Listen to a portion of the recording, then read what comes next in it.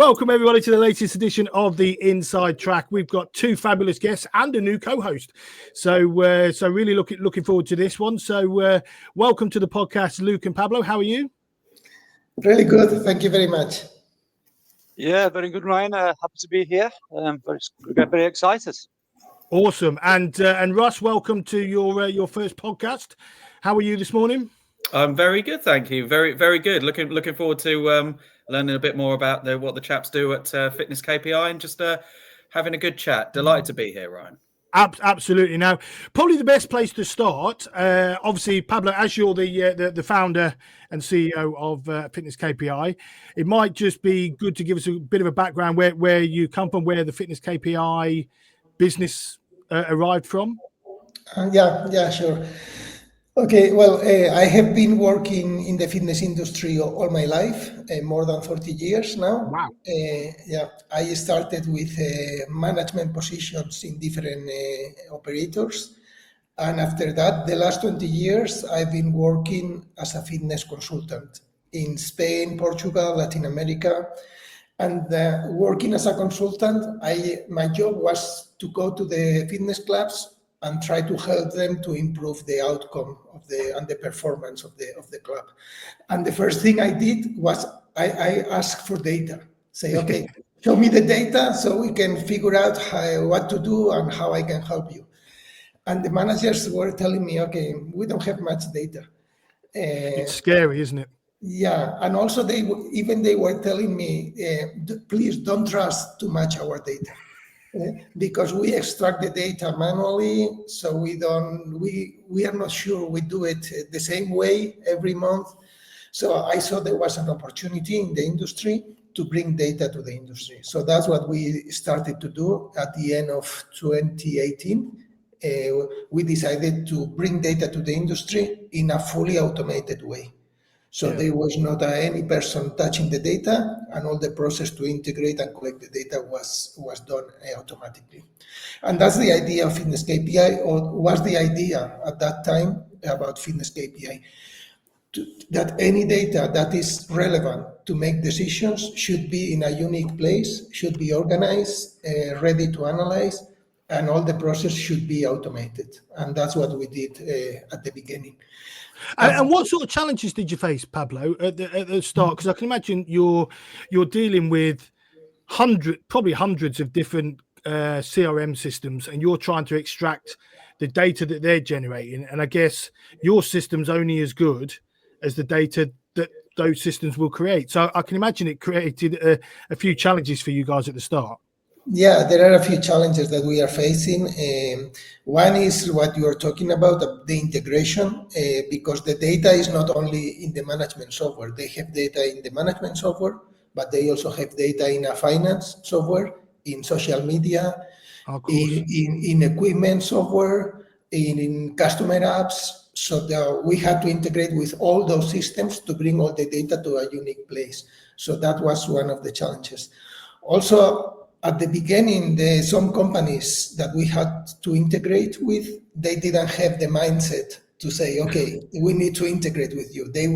At the beginning, they saw us as a threat that say, okay, I don't want to give the data to you, but now the mentality has totally changed. And now we are integrated with the main companies around the world. So it doesn't make sense not to, does it? Because if you think about a lot of these CRMs, their job, although they do reporting, their main function is to take the money, make sure there's some automations in there for the, for the members and the sales and so on. But their main function necessarily isn't that reporting really in depth. And so you get the basic reports, but you almost need something to go, actually, what are what's our average length of stay? What is our, what is our attrition rates? And most systems that I've worked with don't give you that sort of data. Yeah, that's true. That's totally true. And it's okay with us to integrate with a CRM that has a reporting area. That's okay with us. They can cover the need of some customers, and that's fine. But there are the more demanding customers, they need something else that they cannot cover. Because usually the CRM gives you a reporting using only their own data. They don't want to integrate with third parties because that's a complex part, and they have their core business is a different one. Yeah. So there are customers that need to have more information, not only the one in the CRM. And also an important thing is that when you start talking about data, you need to personalize how you show the data and how you interpret the data.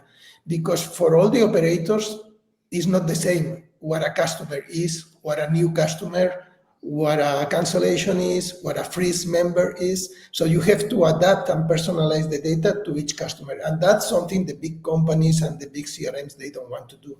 And I understand because it's not scalable. But if we are working with data, that's a must. You have to do it. And what's I guess when you've gone into clubs, what's been the biggest surprise from them when they start working with you in terms of the volume of data or the information that they're suddenly able to gather? Yeah, well, that's the main surprise that was not a surprise because we knew that was the reality, and that's why we started with Fitness KPI, is that most clubs, they look at number of members, they look at new members, cancellations, revenues, and how much money they have in the bank. And that's good because that gives you information about what's going on. But that data doesn't help you to understand what's going on in the business. And data must help you to understand your own business. So you need, if you want to understand retention, if you want to understand sales, if you want to understand finance, understands product and how the member is using your product, if you want to understand the member profile and how that member profile is changing along the way, you need to analyze much more data in each one of those areas. It's not only about how many members I have and how much money I make. You have to analyze. It's quite. Oh, sorry, Ross. Go on. So I was going to say, it's the top line data, isn't it? If you're just looking at how many members you've got and you're just looking at that, you're not actually looking at the KPIs that are feeding into that. That's one KPI. That's like the macro KPI, but you've probably got 10 or 15 KPIs that are feeding into that makes that work. If you're just looking at that and you're not looking at all of the ways that it flows into that, then you're not going to understand it. You're just looking at a headline number and you have no understanding of how you've reached that. Yeah, that's a good example, because if you analyze what happened after COVID in the industry, after COVID, the profile of the members has totally changed in many countries. And the operators, they have not noticed that until many months later, until the change has been really huge. They have noticed, now we have a lot of younger people and more women coming to strength because they were not analyzing all those KPIs below the number of members. They were just looking at the number of members. And also the KPIs, besides helping you to understand the business, help you to anticipate the decisions and also help you to make predictions. And to do that, you need to go to other KPIs, not the basic ones. Well, it's interesting you say that, because if you think the demographics has changed in these clubs and it's suddenly a younger market, your marketing that you're pushing out has to change with that. Because if you suddenly had an older demographic, obviously your marketing, your images on there, the wordings you use are very different to marketing to me as they are marketing to my son who's 20. And so if you've suddenly seen that massive change in demographics, you can go, right, we need to flip this because our demographics is changed. Let's target those key customers. Yeah, and not only marketing, you have to change your product offer totally. Imagine that imagine that there is a demographic change in your customers. You don't notice that, and you make an investment in new equipment, and you buy a lot of cardiovascular machines, equipment, and you buy the wrong things, and then you realize 2 months later that investment was not correct. Crazy, isn't it? And I can remember when you guys did the demo for me, because I love your product, but I can remember when you guys did the demo for me, and you can actually monitor the change in people's patterns. So if, for instance, they were doing yoga and they were following it through, and suddenly they went to strength training, you can monitor that so that you can then try and feed in other products to that. If their style of training has changed, you can push more personal training or whatever that is. You're able to adapt to that individual client on how their training patterns have changed. Yeah, I think it's a bit like a more of a move towards this personalized like service that we're actually going towards now. Like when I started in like fitness clubs years ago, it was a case of like everybody gets the same marketing email, everybody gets the same product, everybody gets the same like service, that kind of thing. But what this system like really allows you to do and what we can do for people is maybe segment people into like the older demographic, younger demographic, or this age group or that generation or something, and make that more personable to that kind of person really. So you kind of said you versus your son is totally different marketing that they would get. Like maybe an example of like what Doris, who's 86, who goes to 2 yoga classes a week, is probably going to be getting different to what Alfie, who's like 20 years old, who's just interested in free weights, is going to get. And that, why would you assume that somebody who's over 60 suddenly interested in yoga classes and they should suddenly get all this marketing across that? You can monitor these kind of people and their actual usage of the gym and maybe tailor your entire services towards that as well. So it's just one of the things that we're able to do. So yeah. Yeah, one of the challenges that the industry is facing is how to personalize not only the service, the product, and the communication, how to personalize everything. And we believe in Fitness KPI that if we are able to hyper personalize, we are going to solve many of the issues related to retention and to getting more people involved in fitness and in physical activity. And today we are working on a personalized customer journey. Since the moment that a customer joins the club until the end of the first years, a totally personalized a total customer journey. And I think that's the future and that's the way to go. And I think that AI will allow us in the future to make sure that every customer has a different journey based on the behavior that customer is having in each one of the phases of that customer journey. So there is not gonna, now we are working with small segments of customer, and that's a big step forward, but in the future will be 100% personalized for each member. It's the one thing that clubs don't get right, I don't think, and this is across the board. It doesn't matter who you speak to; it's that customer journey, and AI is helping with that, and automations is helping with that. There's a lot more communications going out from clubs now than there ever was before, which is fantastic. But like you say, if an 86-year-old's getting the same as a 20-year-old, one's doing yoga, one's doing strength and conditioning training, those letters have to be very generic. And it doesn't really get across. Yes, you've got some stuff going out. Yes, you're talking to the member and you've got that, but it's still not as far as it needs to go. So I think it's like it can be a bit of a box ticking exercise, isn't it? You ask your staff, can you send a communication out? Have you sent an SMS out this month to your prospects? Have you sent an email out? Yes. Okay, tick. We've done our marketing.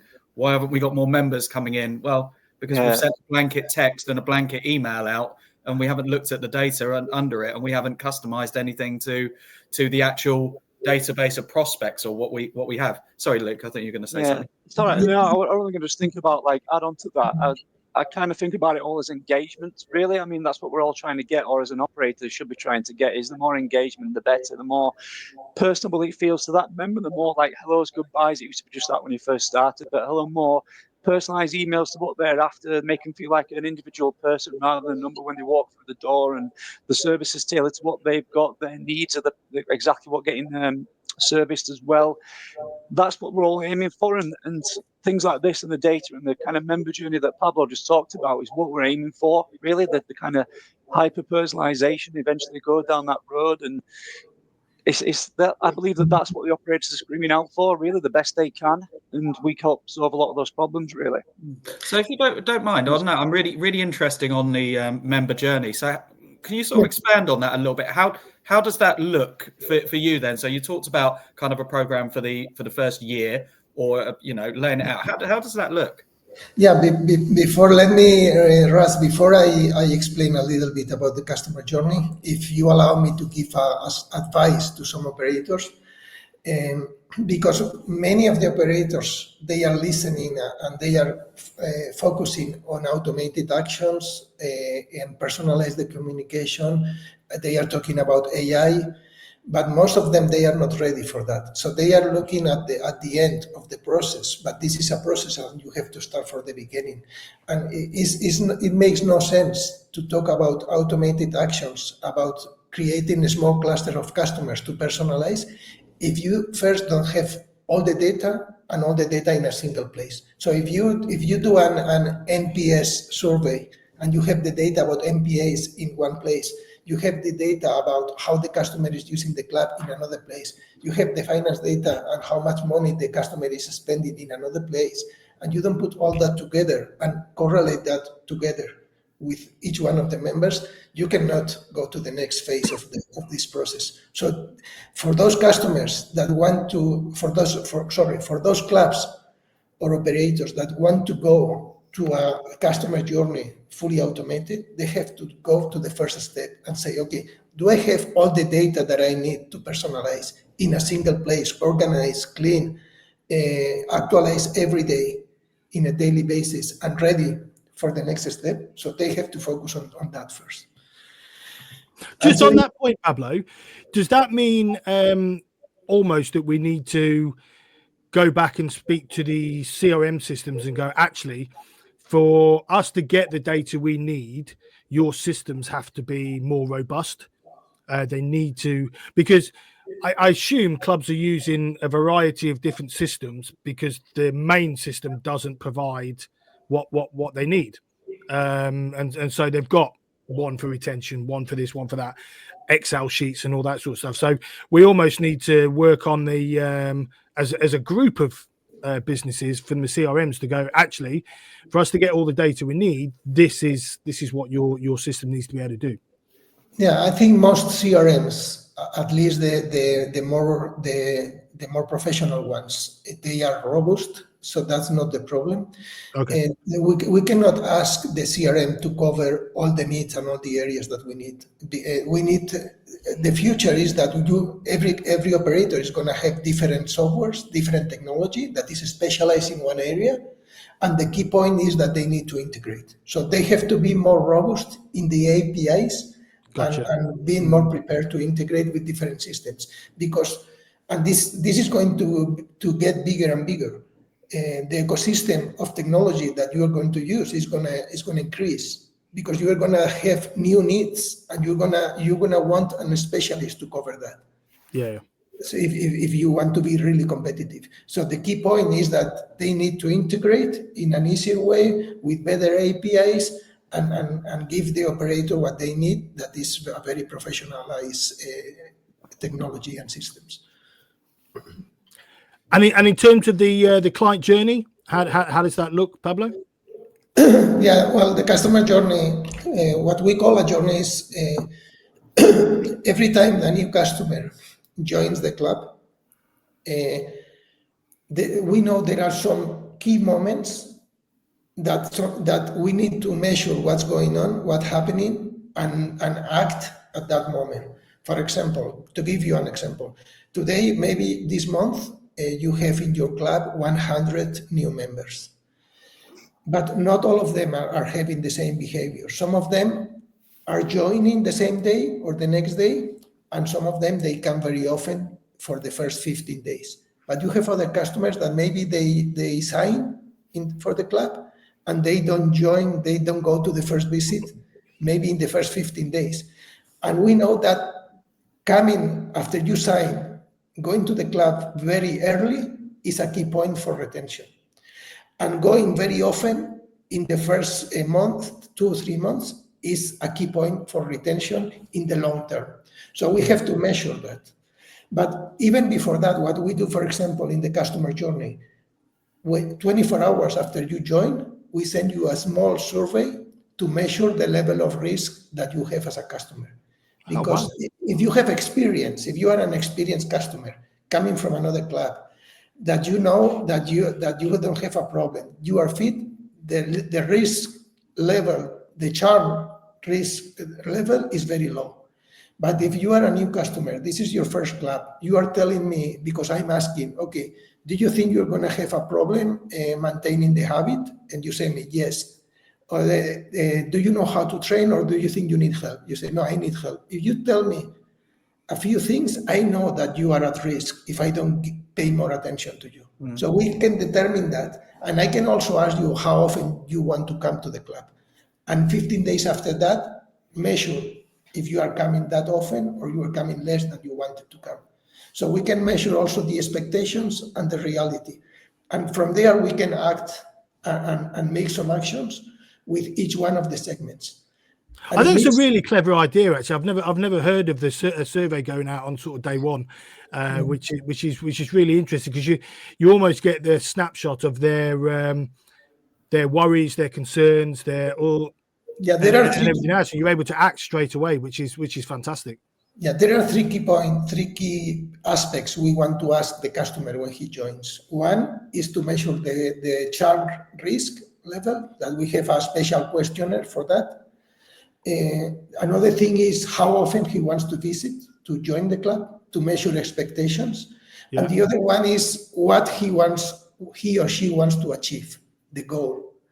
And depending on that, we can create along the journey different segments, and we are going to be measuring how often you come, what you do, any change on your behavior, and related also to your goal, to your expectations, and to the risk level. We are going to create sub-segments and do different actions, because the communication, if you want to lose weight, is not the same communication that we send to you if you want to build muscle, or if you want to fight. I guess the great thing is as well, if you've got someone who's committing at the start for 2 to 3 sessions a week and they're only turning up for one, then that communication go out, or a telephone call can go out. Is everything okay? You know what I mean? So you can personalize the response based on what they told you at the start, which a lot of clubs, we will probably ask on. I mean, I train all my guys to ask how many times a week, what days of the week you're looking at, what times, but that information sort of gets lost once they've joined. They don't really do anything with it. So if you've got it in the system's able to go, hold on a minute, this person said he was coming 3 days a week and he's hardly making one. Right, we need to tackle this after the first week, after 14 days, not after 30 days when he's handing in his notice and he's not coming at all. I think it's the key word there is expectations. Is when someone joins a club, whatever it is, if they're an experienced gym goer, okay, great. If they're new to it and they've got a fitness goal, and we know it's going to be a long-term goal, but the expectation, they join, and obviously they're very excited, but it's managing that expectation. Actually, in a month's time, you won't have reached this goal, but you'll be a little bit further along and you'll start to get the momentum. But if they just come in and we don't understand their expectation, and we're not in sync with actually what you are looking to achieve might take you a year. So we need to keep you motivated for a year so that you can reach that goal. You're not going to get there in the first month. And actually in the first month, you might find this isn't that much fun. And we need to work with you because you've got a longer term goal here. So it's understanding that expectation of the type of member and what they're looking to achieve from day one. I think that's a really important part of what you do. Yeah, and also important in the journey is what do you want to achieve in each one of the phases that you are acting, because you are going to address your communication and your acts to what you want to achieve. So depending on the segment and depending on the moment in the customer journey, you want to achieve improved retention, or maybe you want to increase cross sales, or maybe you want to increase new members. So, for example, if you are a detractor in the NPS, maybe I have to act to increase retention and avoid your cancellation. But if you are a promoter in the NPS, maybe I can do something for you to bring me a friend or to buy a new service. So depending on the segments, we are going to have a different objective. And I also like the fact of what you said is breaking it up there into. Sorry, Luke. Every time you say something, I always. Go for it. You go for it. I like the fact of breaking this down, because again, whether or not it's an operator, if a lot of people look at the big picture, and again, it's almost like that macro KPI. I want to be up by 200 members in a year's time, but actually, that's just the end goal. You've got to break this down into the segments. So whether that's the first month, celebrate the first month, you're on track. This is what you're doing. This is what you're not doing. Whether or not that's the operator, or whether or not that's the member. I like the way you sort of talk through that, because I think just again, people just go big picture. It's if it's a member, they're looking to achieve this amount. They don't celebrate the small milestones because they're like, I've got to lose this significant amount of weight. Actually break that down as an operator, breaking that down. So I think that's a really important point that you touched on there. Sorry, Luke. Yeah.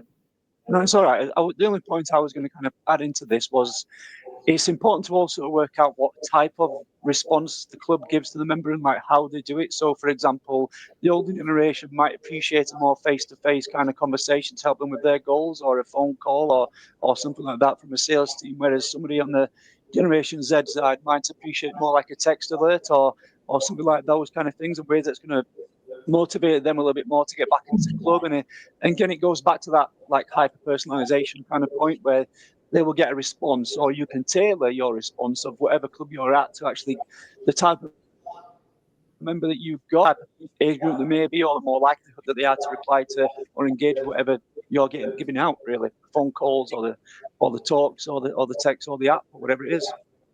So sorry, just on that point. So when you onboard a new client and they take on board your software, I guess that's a really key point there, because there's some of the stuff that we're talking about is great personalization, but I guess it's understanding the staffing model of the club that they have. Actually, do they want to go down that route? Do they have the resources in order to do that, to make that, or are they an operator that's a very low staffing model and they just want to be working on volume? So how do you work that onboarding process then when someone takes on your software?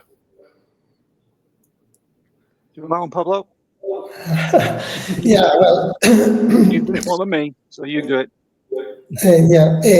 Well, we have a customer success department. So once we finish the integration, the customer success department jumps in the process and starts doing the training for all the people who's gonna use Fitness KPI. Although the system is very user friendly and very easy to manage, they need some training to understand a little bit. And also, I think one of the good things about Fitness KPI, because we are specializing in the fitness industry, we don't work with any other industry. So when you start with us, we give you access to Fitness KPI, but this is not an empty platform that you have to build everything. The system already has dashboard created, reports created, alerts, and other things. Everything is created under our criteria, and then you can modify or you can create your own. But it's not that you start from scratch, and that helps a lot also in the onboarding. And during that onboarding process, we help you to create your own dashboards and to understand the system and to understand some of the KPIs. I was gonna say, actually, Pablo, I can imagine with the huge amount of data that your system can provide, having seen it. Do you spend a lot of time with the owners and managers to say, right, this is what that means? Because I can imagine when obviously Russ was saying earlier how a lot of it is this macro information that they're currently getting from their CRM. Suddenly you guys break it down into all of this data. I can imagine a lot of them look at it and go, what does that mean? Yeah, we have more than 200 KPIs, and for each KPI we have an explanation of what that means in the own system, and we also have tutorial videos in the system. But we spend some time, and if for some operators they pay a pack of hours for more training or personalized developments or to create their own KPIs, so they have access to anything. And another thing, because that's the reality, when we started, our goal was to bring data in an automated way to the operators.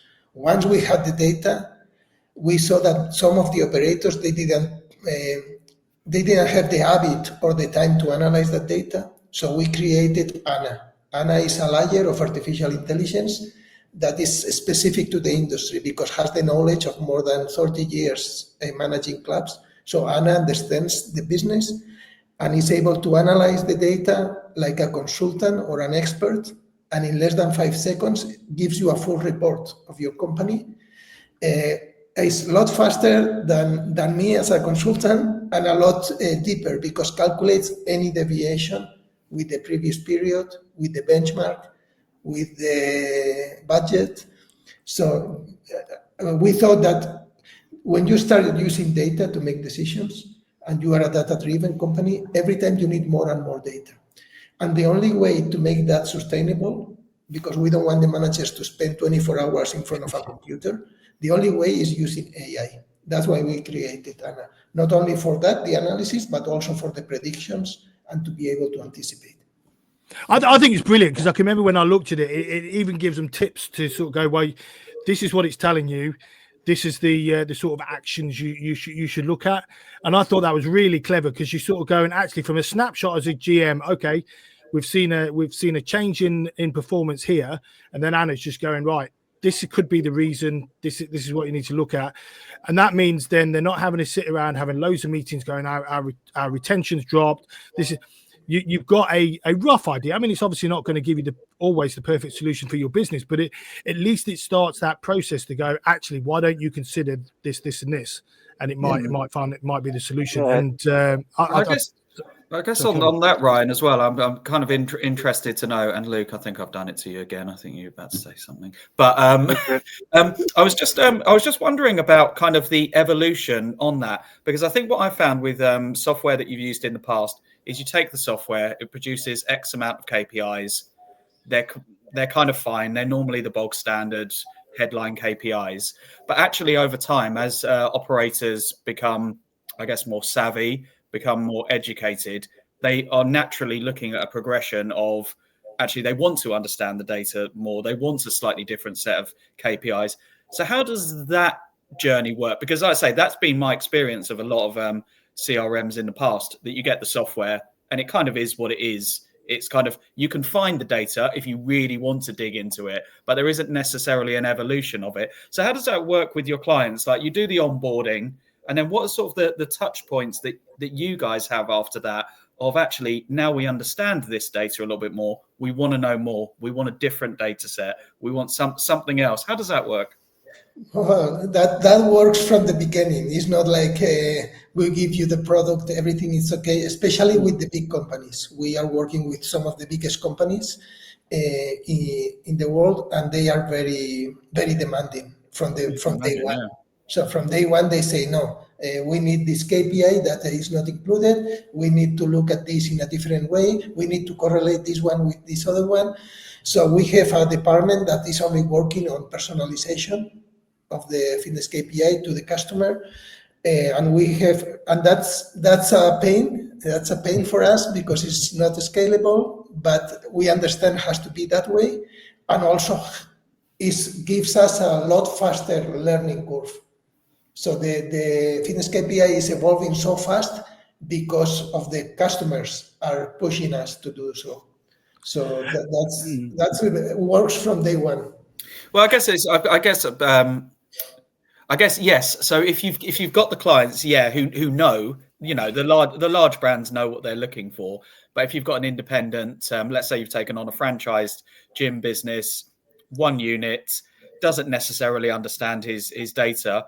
I guess those are the ones. I guess those are the ones I'd probably find really interesting, almost if I could get an insight into, or I could be a fly on the wall on how your data evolves with them. Because I could imagine if you're one of those people and you haven't looked at that level of data, and then all of a sudden it must be like, geez, it's like there's all these things that I'm now understanding actually about my club. It must just be quite an evolution that it's opened these doors and started making them quite inquisitive, because that's in my experience that I find a lot of people, again, it's just the headline data. They just don't dig deep enough. It must be really interesting when you guys come on board with those kind of operators.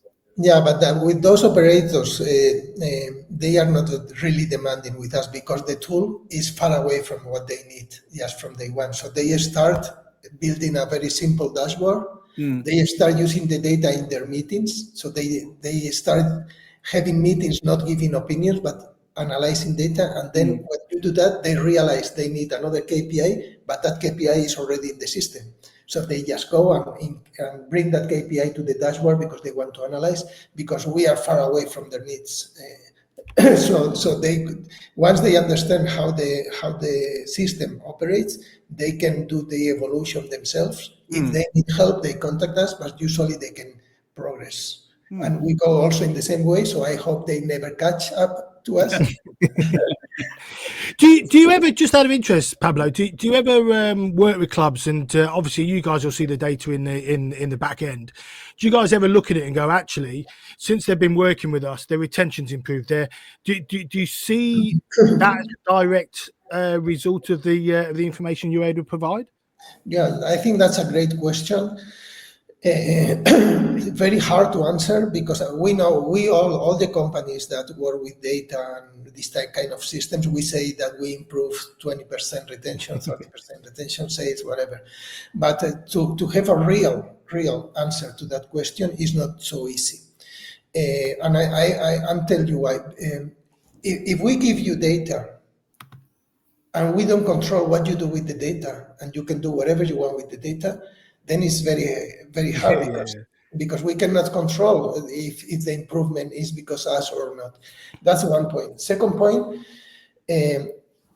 now we can start to measure, but until now we were still affected from the recovery from COVID. Yeah, of course. So the improvement, you don't know if it's because of you, if it's because of the you are recovering from COVID, is because of the situation of the industry, and we don't have enough data from general research to compare against the rest of the clubs. We have data about our clubs, but not about the rest of the industry, so it's not easy to compare.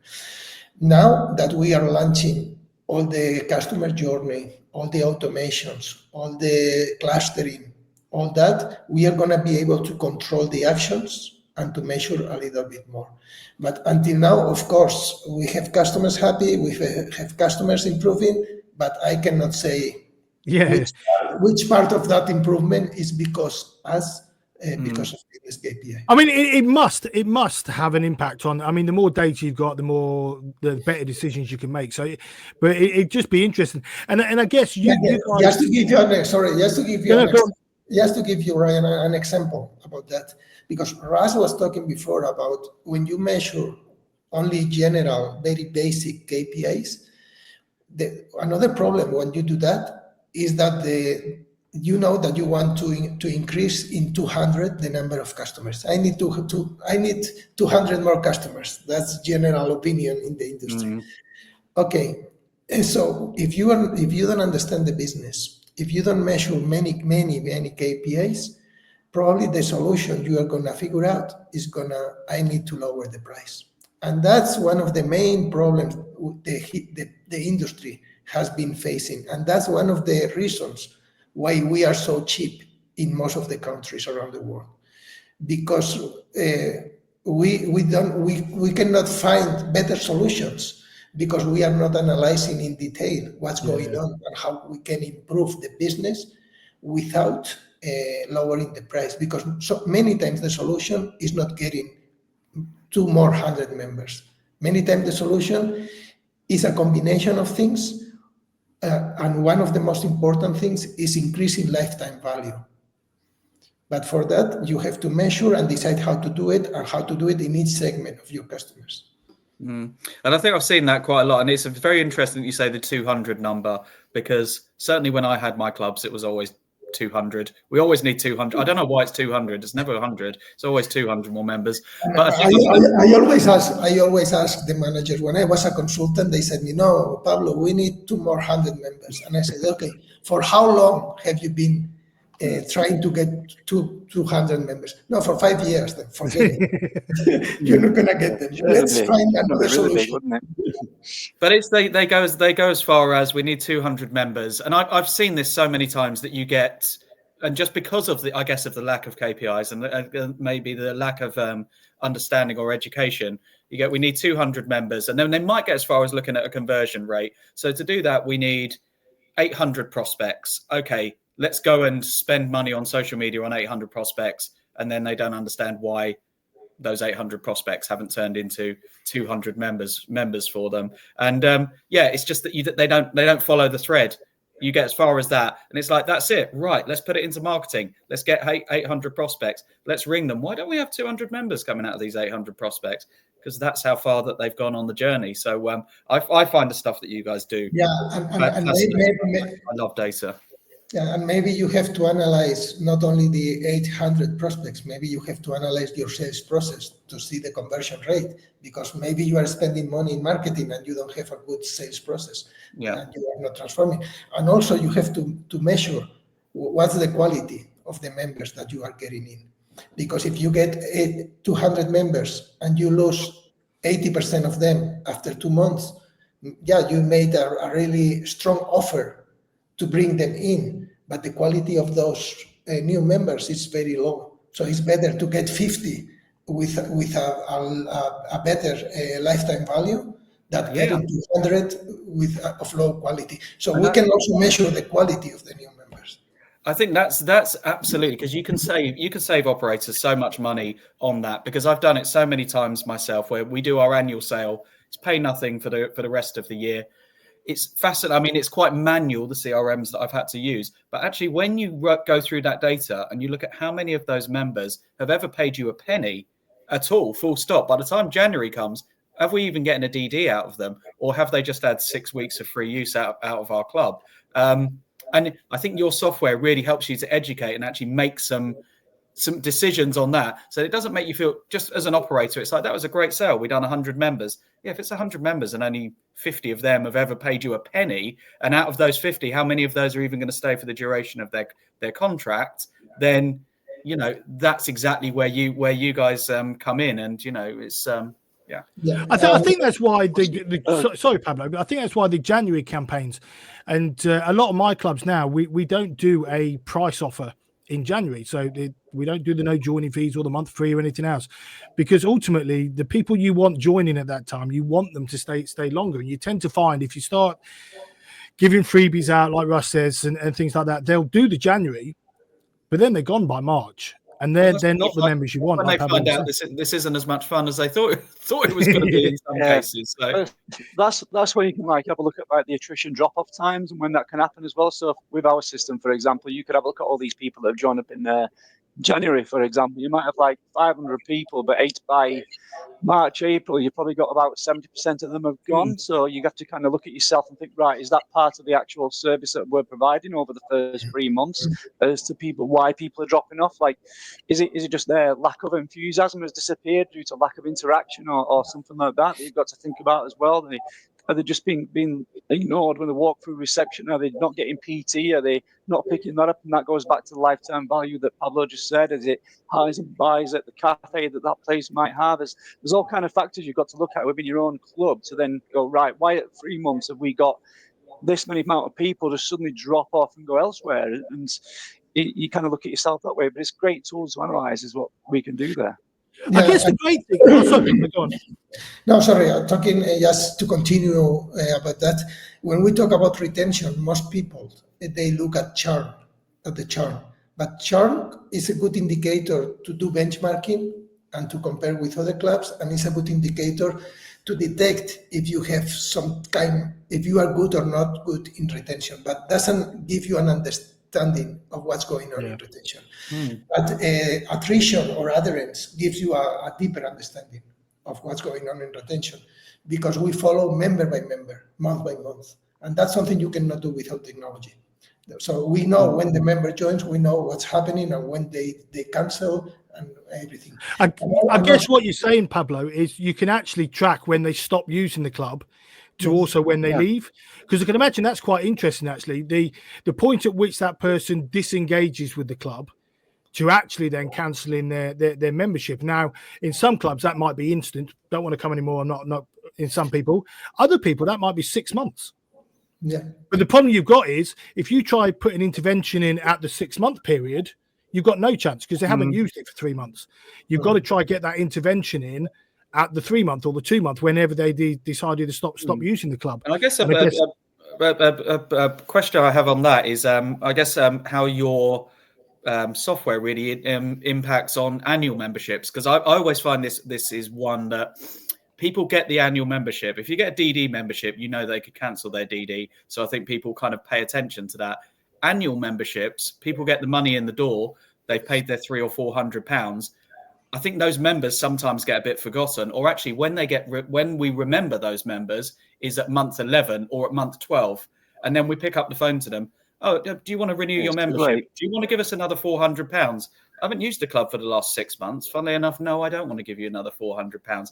I guess it'd be interesting to know those intervention points on those as well, because I just think that that journey is a very different one to the DD journey, and interested to know how the software kind of works on those. Yeah, but now you imagine that you enter that member when he joins in the journey.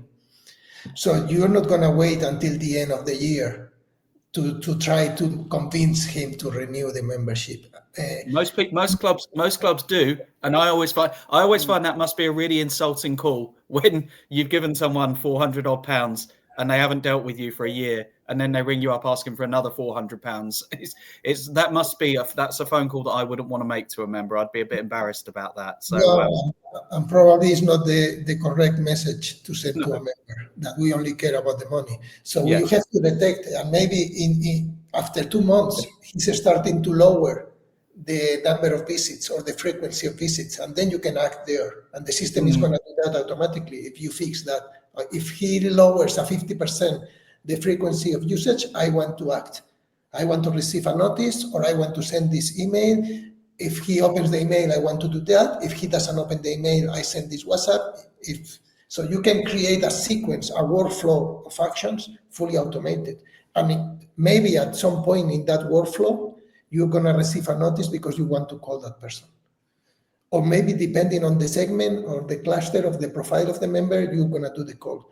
So the thing is that you care about that person getting the habit of exercise and well-being, not only about the money. And then, of course, 30 days before the renewal, you will contact him or you do whatever you have to do. But the thing is that you have to make sure that he's getting value from your service, from your club.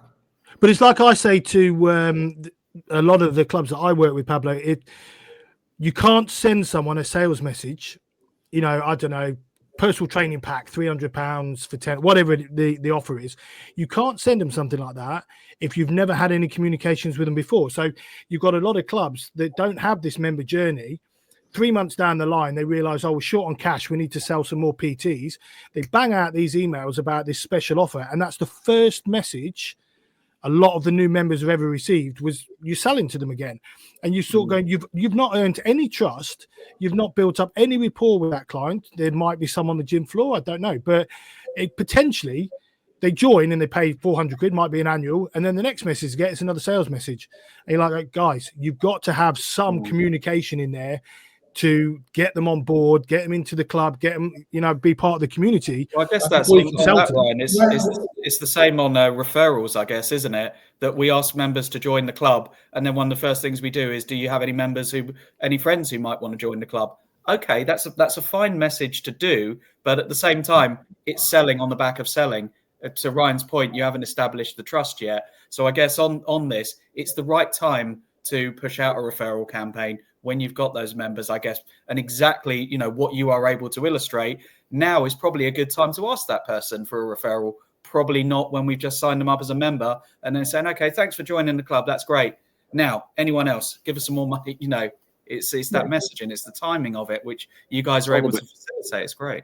Yeah, but we were not doing that because we were not measuring data.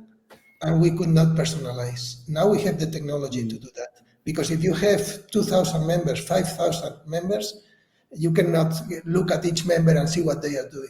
But now we can measure and we can personalize. So maybe if I want to offer a PT service to a customer, I do not send that to everybody. Yeah. I send that only to the people that I think they are going to value the service and they can pay for the service. And I don't bother the rest. And to the rest, I send a different communication because they are at a different moment and they have different needs. So that's what technology allows us to do at the moment. I was going to say, like, the examples that you get there, Ryan, are all very reactive of what a leisure of an operator does, isn't it? Like, they need more members, we'll do an offer. We need more PT offering, we'll do a quick PT open week or something like that. And that's the way that when I've worked in like operators, that's the way that they seem to work a lot, is they see like bad results on a table or a chart or something, and you have to react to it. Whereas our system maybe predicts these kind of things, or these drips or these drops where you may be, or where you might get an influx of people, and basically makes you more proactive with the automations of what we can actually set up, or what your organization can set up that works for you, where you know that people are going to be happy, therefore they should come to you for PT, and they should come to you for renewals, not wait to the end of their 12 months. They should be so happy with the entire club and the information they've had all the way through that 12 months that they should be, there's no 300 quid just to get me back on for another 12 months. I love the service that we've got, and it allows operators to do that. But also it allows you're able to show people the trends, because yes, we have the basic January, February, September, October sales, but some of the clubs that I work with have amazing summers because they're a country club. They've got a swimming pool, you know what I mean? Suddenly they become a kids play centre, whether they like that or not, but that shows an opportunity. So a lot of those clubs, we start doing 6-week memberships and stuff like that, where without the data, you wouldn't necessarily see these trends happening. It'd be anecdotal. So go, were we busy last summer? Oh, I think we were. Let's do an offer. Whereas what you guys are doing is going, actually, this was your usage pattern. This was the age group that was coming in. This is the sort of thing that we need to do. And that's you can't buy, well, you can, because obviously you can buy your system, but you know what I mean? That is such vital to a business. Some businesses do really well at Christmas, others don't. And it's understanding your flow to sort of go, actually, we're not really big in December. Let's make sure all the holidays are in. Let's make sure we almost mothball the business for December because we never do anything. Get ready for January. Other businesses are going, right, we're going to start almost a January campaign in December because we do so well. And it's being able to have that data to have a look and go, actually, these are our trends. Yeah, there are. Go ahead. No, go. I was going to say with that example, like if you had a club that had a family membership and like had like swimming lessons and things like that, you'd be able to kind of say, look, you'd be able to segment these different types of memberships that you sell, work out where the trends are of what type of memberships that you actually sell at what time of year, and maybe create some kind of personalized advertising to these people, and maybe get the families in with the big like clubs and the kids clubs and the swimming pools, and maybe kind of sort of work on that kind of 6-week holiday kind of people as well. And notice that you can also segment the people that have got children as well with families, and work with these people and get more personalized swimming lessons information to these people. Absolutely. And there's loads of ways you could do it. Yeah, with data you can improve in all the areas of the business, not only in sales and marketing, but also retention, finance, everything. And a small improvement in each area makes a huge difference. And we are not talking about pricing, but data helps you to define your pricing strategy a lot better. And I'm sure the industry in the next years will move to a dynamic pricing strategy, because we are already seeing that some of the best performing clubs are controlling the demand with a dynamic pricing strategy. So, and also for that you need data, and we see that in many other industries. We see that in hotels. We see that in hotels do it so much better, Pablo. I worked for Marriott Hotels for 11 years, and when you look at not just from a service delivery and the way they do hospitality and everything else, but looking at the data. I mean, the revenue teams, in terms of what they sell their rooms at. I mean, the rooms do fluctuate quite significantly in terms of pricing, but that's all based on science. It's not someone going, "I will be £99 this month," like we do with fitness memberships. It's based on pure science in terms of what's our volume expectation. Okay, that's the demand. That's what we're going to set the price at, or what corporates, what business, weddings have we got in, whatever it is, they're able to predict it and go, actually, we're already at 80% occupancy. We're going to keep our rates high. Coming to January, right, we dropped down to 40% occupancy. We need to drive that rate. We're going to do more golf tours. We're going to do more, and it's all based on science, everything. And it's amazing how it's taken someone like you guys to go, actually, why aren't we doing this? Because so many other industries run their businesses, especially at the top level, with pure data, and they're able to make these decisions. And obviously the guys on the ground then have to do it with the management of staff and whatever, but the actual decisions are often made by the pure data that comes into the system. Well, I guess it's on that is you're sort of talking that the other industries, they're working in a dynamic way, whereas the fitness industry doesn't always work in the most dynamic of ways. Like on an Airbnb, You know, you don't pay the same amount in the middle of December as you're going to in the middle of July. So, you know, the prices change accordingly. They have software, you know, they have all of this stuff and they work in that way. We don't always in the fitness industry. It's level until someone, exactly to your point, Ryan, thinks, oh, did we do something last year? Okay, maybe we should do that. We just don't work quite in the same way as they do in the other industries. Yeah, because the mindset of our industry is not on the value, is on the price. Yes, and that's why we work on discounts. We say, okay, this is my membership, but if you join for 3 months, I lower to this for 6 months, and we work on that. But a pricing strategy has to try to collect as much money as you can from each segment of the population, depending on different criteria. And also you have to, one thing that our industry has been improving really a lot in the last years, and we bring more and more value to the customers with better equipment, better facilities, better activities, more higher offer, everything. We increase the value, but we don't recover any of that value, charging the customer, increasing the price, and that's a huge mistake. Absolutely. And the mentality has to be, no, if I bring more value to the customer, I have to recover as a part of that value, because that allows me to do other things and to keep improving. When I don't do that, I give you more value and I don't charge you, I don't recover part of that value, I'm getting more poor, and my profit is narrowing. So The amount of clubs, Pablo, that have never increased their price. It's about the mindset of the industry. Absolutely. Now, I appreciate we've had you guys on for a long time. That's absolutely flown by. So, what we'll do, we'll have to get you on again, Pablo, because and Luke, because you guys are fascinating in terms of what you do. Now, just before we go, in terms of one or two things that a club could take away that. I mean, obviously, come and speak to you guys about the system. But if there was one or two things that you would recommend a club to go away today and have a look at, what would those things be, or to change? Do you mean about? Yeah. So if a club was to, if you were to go into a club and they're not really using their data, what is there one or two tips that you sort of say? Well, okay, first things first, do this, and it'll make a difference. Well, the first thing I would say, okay, let's analyze where do you have the data today? Do you have data in the CRM? Do you have data, maybe the expenses are not in the CRM, are in the finance software? Maybe you have some data in social media, maybe you have some data in a customer app. Okay, let's put together all the data in a unique place, and let's do that with an automated process. For me, that's the first thing, because if you don't have the data, you cannot do anything. Absolutely. So if you want to move to the trend that the industry is going to have the next year, that is going to be the hyper personalization, you need to have data about your customers and measure what they are doing. Awesome. So for me, that's the first step. I mean, it says it all. You need the data to make the decision. So now we found it fascinating this morning, Pablo, Luke. So we really appreciate your time for coming on.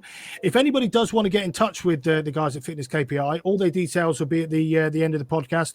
You can also find them on LinkedIn and the internet. Obviously, we'll put all their details out there. But really appreciate your time this morning, and we definitely get you back on again, because it's I think there's far more in the subjects of data. It's not people look at data and go, "Oh, it's data. It's not interesting. It's like finance," but the impact you can have on your business by knowing the data is incredibly significant. So thanks for coming on, guys.